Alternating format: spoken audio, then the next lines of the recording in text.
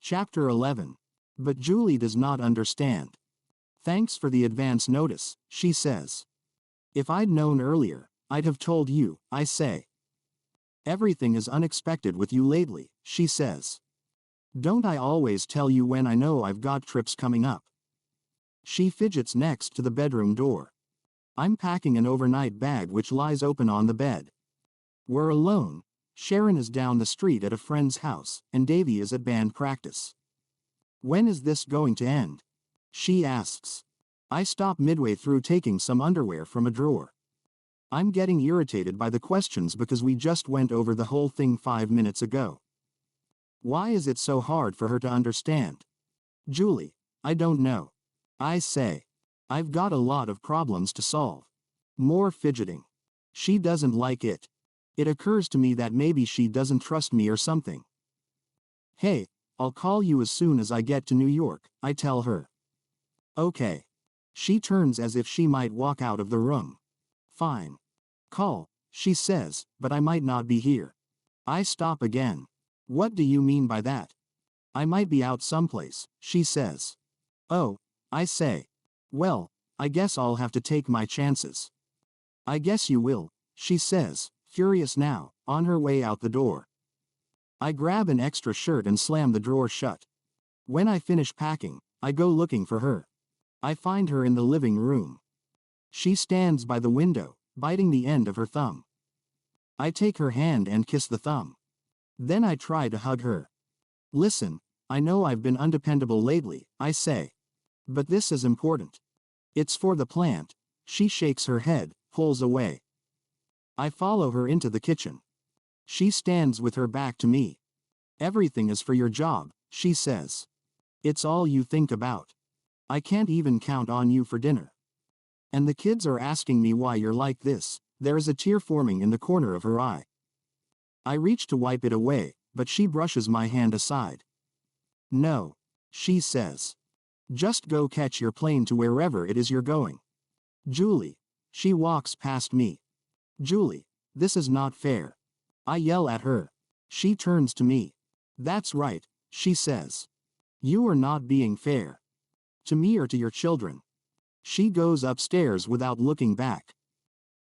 And I don't even have time to settle this. I'm already late for my flight. I pick up my bag in the hall, sling it over my shoulder, and grab my briefcase on my way out the door.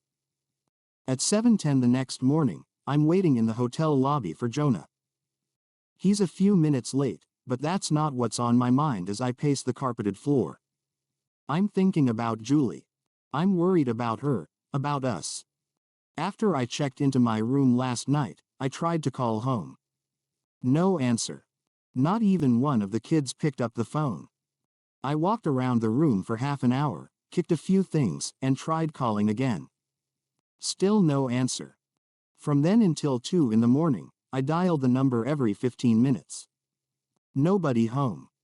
At one point I tried the airlines to see if I could get on a plane back, but nothing was flying in that direction at that hour.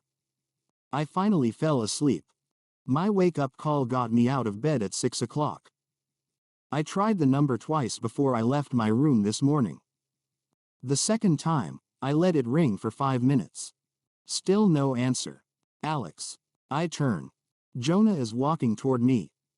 He's wearing a white shirt, no tie, no jacket, and plain trousers. Good morning, I say as we shake hands. I notice his eyes are puffy, like those of someone who hasn't had a lot of sleep. I think that mine probably look the same. Sorry I'm late, he says. I had dinner last night with some associates and we got into a discussion which went, I believe, until 3 o'clock in the morning. Let's get a table for breakfast. I walk with him into the restaurant and the maitre d' leads us to a table with a white linen cloth. How did you do with the measurements I defined for you over the telephone? He asks after we've sat down. I switch my mind to business, and tell him how I expressed the goal with his measurements. Jonah seemed very pleased.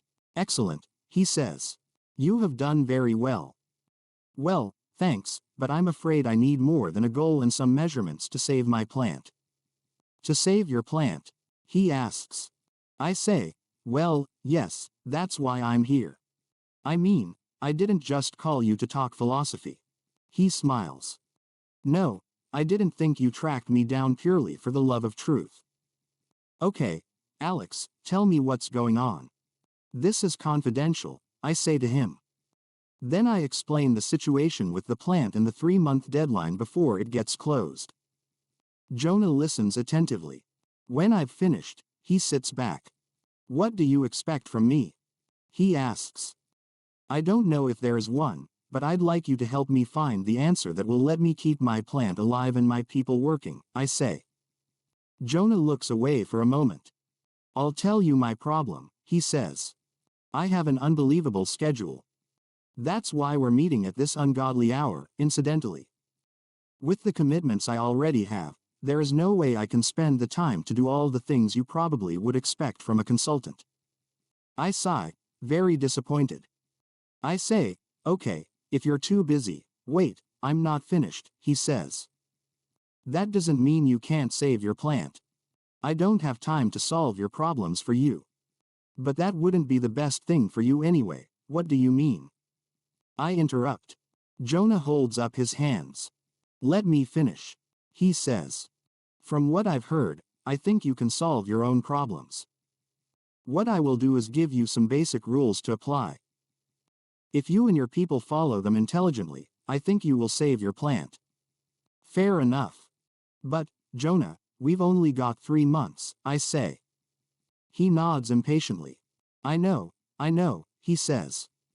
3 months is more than enough time to show improvement, if you are diligent, that is. And if you aren't, then nothing I say could save you anyway. Oh, you can count on our diligence, for sure, I say. Shall we try it then? He asks. Frankly, I don't know what else to do, I say. Then I smile. I guess I'd better ask what this is going to cost me. Do you have some kind of standard rate or something? No, I don't, he says. But I'll make a deal with you. Just pay me the value of what you learn from me. How will I know what that is? You should have a reasonable idea after we've finished. If your plant folds, then obviously the value of your learning won't have been much, you won't owe me anything. If, on the other hand, you learn enough from me to make billions, then you should pay me accordingly, he says. I laugh. What have I got to lose? Okay, fair enough, I say finally. We shake hands across the table. A waiter interrupts to ask if we're ready to order. Neither of us have opened the menus, but it turns out we both want coffee. The waiter informs us there's a $10 minimum for sitting in the dining room. So Jonah tells him to bring us both our own pots of coffee and a quart of milk. He gives us a dirty look and vanishes. Now then, Jonah says. Where shall we begin? I thought maybe first we could focus on the robots, I tell him. Jonah shakes his head. Alex, forget about your robots for now. They're like some new industrial toy everybody's discovered. You've got much more fundamental things to concern yourself with, he says. But you're not taking into account how important they are to us, I tell him. They're some of our most expensive equipment. We absolutely have to keep them productive. Productive with respect to what? He asks with an edge in his voice. Okay, right, we have to keep them productive in terms of the goal, I say. But I need high efficiencies to make those things pay for themselves, and I only get the efficiencies if they're making parts. Jonah is shaking his head again. Alex, you told me in our first meeting that your plant has very good efficiencies overall. If your efficiencies are so good, then why is your plant in trouble? He takes a cigar out of his shirt pocket and bites the end off of it. Okay, look, I have to care about efficiencies if only for the reason that my management cares about them, I tell him. What's more important to your management, Alex? Efficiencies or money? He asks. Money, of course. But isn't high efficiency essential to making money? I ask him. Most of the time, your struggle for high efficiencies is taking you in the opposite direction of your goal. I don't understand, I say. And even if I did, my management wouldn't. But Jonah lights his cigar and says between puffs, okay, let's see if I can help you understand with some basic questions and answers. First, tell me this. When you see one of your workers standing idle with nothing to do, is that good or bad for the company? It's bad, of course, I say. Always. I feel this is a trick question. Well, we have to do maintenance. No, I'm talking about a production employee who is idle because there is no product to be worked on. Yes, that's always bad, I say. Why? I chuckle. Isn't it obvious? Because it's a waste of money. What are we supposed to do? Pay people to do nothing? We can't afford to have idle time. Our costs are too high to tolerate it. It's inefficiency, it's low productivity, no matter how you measure it. He leans forward as if he's going to whisper a big secret to me. Let me tell you something, he says. A plant in which everyone is working all the time is very inefficient. Pardon me. You heard me. But how can you prove that? I ask. He says, you've already proven it in your own plant. It's right in front of your eyes. But you don't see it. Now I shake my head. I say, Jonah, I don't think we're communicating. You see, in my plant, I don't have extra people. The only way we can get products out the door is to keep everyone working constantly.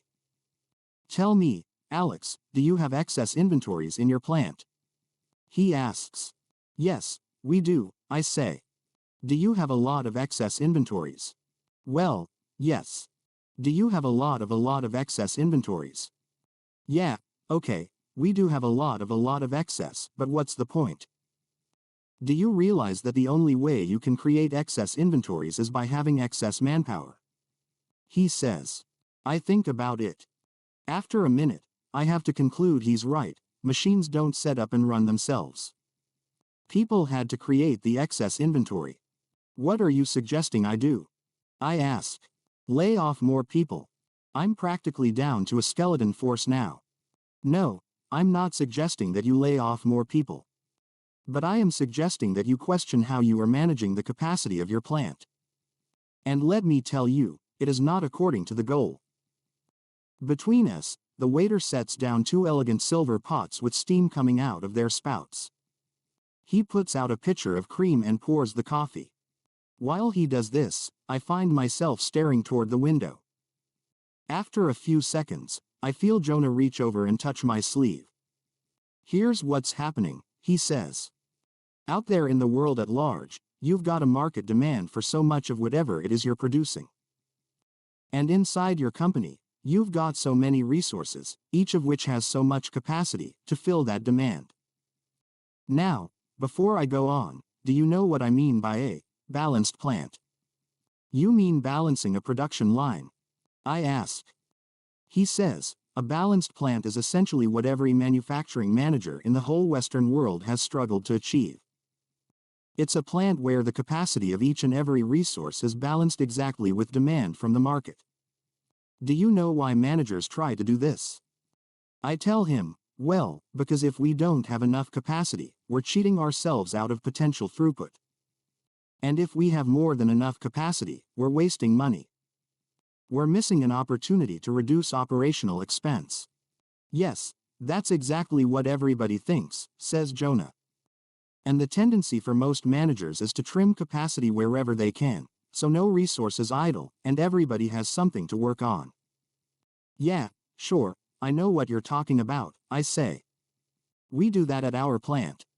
In fact, it's done at every plant I've ever seen. Do you run a balanced plant? He asks.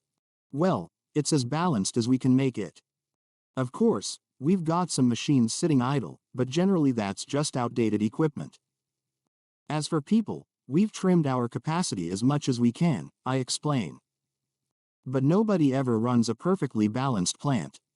Funny, I don't know of any balanced plants either, he says. Why do you think it is that nobody after all this time and effort has ever succeeded in running a balanced plant? I can give you a lot of reasons. The number one reason is that conditions are always changing on us, I say. No, actually that isn't the number one reason, he says.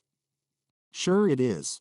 Look at the things I have to contend with, my vendors, for example. We'll be in the middle of a hot order and discover that the vendor sent us a bad batch of parts. Or look at all the variables in my workforce: absenteeism, people who don't care about quality, employee turnover, you name it. And then there's the market itself. The market is always changing. So it's no wonder we get too much capacity in one area and not enough in another. Alex, the real reason you cannot balance your plant is much more basic than all of those factors you mentioned. All of those are relatively minor. The real reason is that the closer you come to a balanced plant, the closer you are to bankruptcy. Come on. I say. You've got to be kidding me.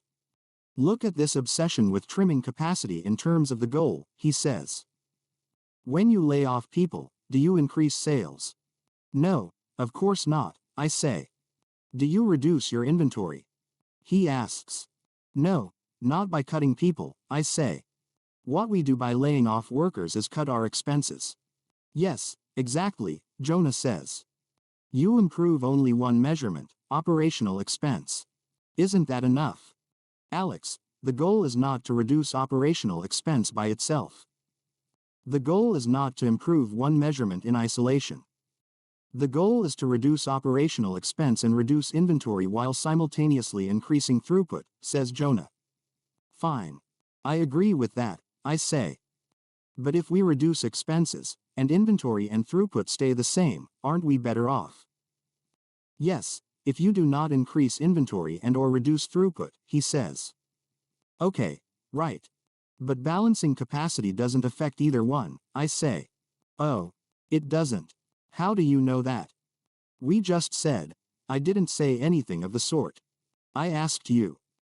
And you assumed that if you trim capacity to balance with market demand you won't affect throughput or inventory, he says. But, in fact, that assumption, which is practically universal in the Western business world, is totally wrong. How do you know it's wrong? For one thing, there is a mathematical proof which could clearly show that when capacity is trimmed exactly to marketing demands, no more and no less, throughput goes down, while inventory goes through the roof, he says. And because inventory goes up, the carrying cost of inventory, which is operational expense, goes up. So it's questionable whether you can even fulfill the intended reduction in your total operational expense, the one measurement you expected to improve. How can that be? Because of the combinations of two phenomena which are found in every plant, he says. One phenomenon is called dependent events. Do you know what I mean by that term? I mean that an event, or a series of events, must take place before another can begin. The subsequent event depends upon the ones prior to it. You follow? Yeah, sure, I say. But what's the big deal about that? The big deal occurs when dependent events are in combination with another phenomenon called statistical fluctuations, he says. Do you know what those are? I shrug. Fluctuations in statistics, right? Let me put it this way, he says. You know that some types of information can be determined precisely. For instance, if we need to know the seating capacity in this restaurant, we can determine it precisely by counting the number of chairs at each table. He points around the room. But there are other kinds of information we cannot precisely predict. Like how long it will take the waiter to bring us our check. Or how long it will take the chef to make an omelet. Or how many eggs the kitchen will need today. These types of information vary from one instance to the next. They are subject to statistical fluctuations. Yeah, but you can generally get an idea of what all those are going to be based on experience, I say. But only within a range. Last time, the waiter brought the check in 5 minutes and 42 seconds. The time before it only took 2 minutes. And today, who knows? Could be 3, 4 hours, he says, looking around. Where the hell is he? Yeah, but if the chef is doing a banquet and he knows how many people are coming and he knows they're all having omelets, then he knows how many eggs he's going to need, I say. Exactly. Asks Jonah. Suppose he drops one on the floor. Okay, so he has a couple extra. Most of the factors critical to running your plant successfully cannot be determined precisely ahead of time, he says. The arm of the waiter comes between us as he puts the totaled check on the table. I pull it to my side of the table. All right, I agree, I say. But in the case of a worker doing the same job day in, day out, those fluctuations average out over a period of time. Frankly, I can't see what either one of those two phenomena have to do with anything. Jonah stands up, ready to leave. I'm not talking about the one or the other alone, he says, but about the effect of the two of them together. Which is what I want you to think about, because I have to go. You're leaving? I ask.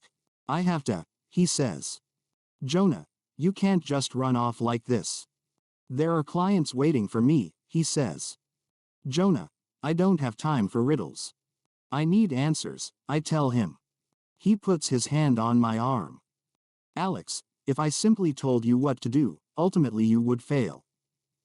You have to gain the understanding for yourself in order to make the rules work, he says. He shakes my hand. Until next time, Alex. Call me when you can tell me what the combination of the two phenomena mean to your plant. Then he hurries away. Fuming inside, I flag down the waiter and hand him the check and some money. Without waiting for the change, I follow in the direction of Jonah out to the lobby. I claim my overnight bag from the bellhop at the desk where I checked it, and sling it over my shoulder. As I turn, I see Jonah, still without jacket or tie, talking to a handsome man in a blue pinstripe suit over by the doors to the street. They go through the doors together, and I trudge along a few steps behind them. The man leads Jonah to a black limousine waiting at the curb. As they approach, a chauffeur hops out to open the rear door for them. I hear the handsome man in the blue pinstripe saying as he gets into the limo behind Jonah, after the facilities tour, we're scheduled for a meeting with the chairman and several of the board. Waiting inside for them is a silver-haired man who shakes Jonah's hand. The chauffeur closes the door and returns to the wheel. I can see only the vague silhouettes of their heads behind the dark glass as the big car quietly eases into traffic. I get into a cab. The driver asks, "Where to, Chief?" Like, comment, share, subscribe our channel for more videos.